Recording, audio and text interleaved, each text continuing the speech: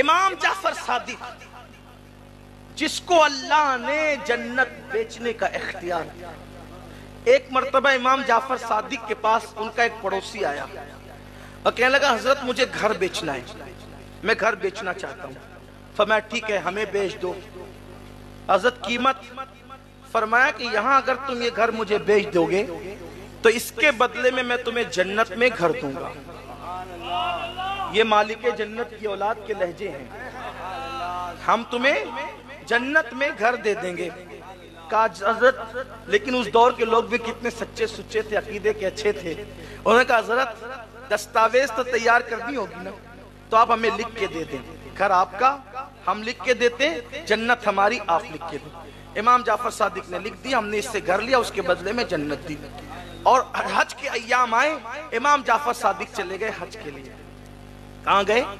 حج کے لیے۔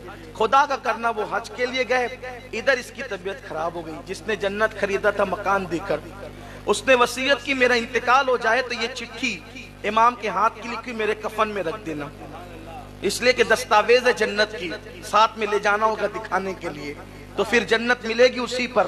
اب ہوا انتقال، گھر والوں نے رکھ دیا کفن میں رکھ دیا۔ امام جعفر صادق حج کر کے واپس آئے۔ جب حج کر کے واپس آئے تو اس کے جو وارث تھے ان کی نیت خراب ہو گئی، وہ سب کے سب چلے آئے امام کے پاس، کہنے لگے واہ صاحب آپ نے تو ہمارا گھر لے لیا، ہمارے گھر پہ قبضہ کر لیا۔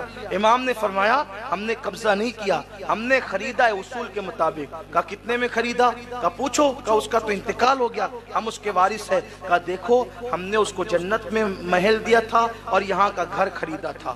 تو کہا وہ دستاویز لکھ کر دی تھی۔ کہا لو صاحب یہ بھی کوئی سودے ہوتے ہیں، جنت میں محل دے دیا اور یہاں کا گھر لے لیا، آپ نے لے لیا ہمارا گھر۔ فرمایا امام جعفر صادق نے سودا تم سے نہیں کیا تھا، سودا جس سے کیا تھا اب جا کر اس سے پوچھو کہ میں سودے میں سچا ہوں کہ نہیں۔ کہا لو صاحب یہ بھی کوئی بات ہوئی، وہ تو مر کے قبر میں چلا گیا، ہم اس سے کیا پوچھنے جائے۔ فرمایا جاؤ تو صحیح، جاؤ تو صحیح۔ اللہ اکبر، سیرت نگار لکھتے جب وہ پہنچے اس کی قبر پر تو جو چٹھی انہوں نے اپنے ہاتھ سے اس کے کفن میں رکھی تھی وہ چٹھی اس قبر پر پڑی ہوئی تھی۔ ایک طرف امام جعفر صادق کی تحریر تھی اور دوسری طرف اس کی تحریر تھی کہ امام نے جو وعدہ کیا تھا اس وعدے کے مطابق مجھے جنت میں محل مل چکا ہے۔ یہ امام جعفر صادق ہے، اہل بیت کے چھٹے امام۔ اب ان کے پاس کوئی مسئلہ پوچھنے آیا، کہنے لگا کہ حضرت یہ بتائیں کہ تلوار میں جو چاندی کی موٹ لگائی جاتی ہے وہ جائز ہے کہ ناجائز؟ کیا ہے؟ جائز ہے کہ ناجائز؟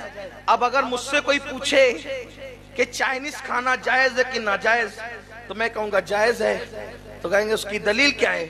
تو میں کہوں گا کہ وہ جو فلاں خان صاحب فلم دنیا میں کام کرتے نا وہ بھی چائنیز کھاتے ہیں۔ کہا واہ جی واہ، بڑی دلیل لائی آپ نے، آپ بھی غیر معتبر ہو گئے غیر معتبر کا حوالہ دے کر۔ صحیح یہی نا بھائی، جائز بتانا ہے تو اس کا حوالہ دو، دامن نچوڑ دے تو فرشتے وضو کریں، یہی تو ہے، یہی تو ہے۔ کہا کہ یہ ڈش کھانا جائز ہے کہ ناجائز؟ وہ فلاں خان صاحب کا حوالہ دیا ناچنے والے کا تو میں غیر معتبر ہو گیا، لیکن اگر میں نے یہ کہہ دیا کہ علامہ اختر رضا خان صاحب کو میں نے کرتے دیکھا ہے، یہاں بھی خان صاحب ہے نا، لیکن یہ کہہ دوں کہ علامہ اختر رضا خان صاحب جنہیں ہم اور آپ محبت پیار سے تاج الشریعہ کہتے ہیں ان کو کرتے دیکھا ہے، کہا نہیں اب بات مکمل ہے۔ کیوں؟ کیونکہ جس کے کردار پر، جس کے ایمان پر، جس کے تقوی پر، جس کی پرہیزگاری پر اعتماد ہو وہی ذات حوالہ بنتی ہے، اور جس کے تقوی پہ پرہیزگاری پر اعتماد ہی نہ ہو، جو آدمی خود ڈاؤٹ فل ہو، وہ کیا حوالہ بنے گی؟ اس کا حوالہ دینے والا خود جو غیر معتبر ہو جائے گا۔ اب امام جعفر صادق، توجہ کر رہے ہیں آپ، امام جعفر صادق، امام جعفر صادق جو ہم حنفیوں کا حوالہ، جو شافعیوں کا حوالہ، جو مالکیوں کا حوالہ، جو حنبلیوں کا حوالہ، جو بہلول دانا جیسے مذہب کا حوالہ، جعفر صادق سب کا حوالہ، بلکہ جو لوگ فقہ حنفی مالکی شافعی کو نہیں مانتے تو وہ لوگ بھی فقہ جعفری کو اپنا حوالہ مانتے ہیں. ہو گیا سب کے لیے حوالہ، دونوں فریقین کے لیے حوالہ. اب امام جعفر صادق سب کے لیے حوالہ. شیعہ سنی سب کا حوالے کا نام ہے جعفر صادق. وہی پر امام اعظم، وہی پر داتا علی حجوری، سب وہی جو سب کا حوالہ ہے امام جعفر صادق. ان کا حوالہ کون ہے؟ ان کا حوالہ کون ہے؟ وہ کس کو دلیل بناتے ہیں؟ وہ کس کو دلیل مانتے ہیں؟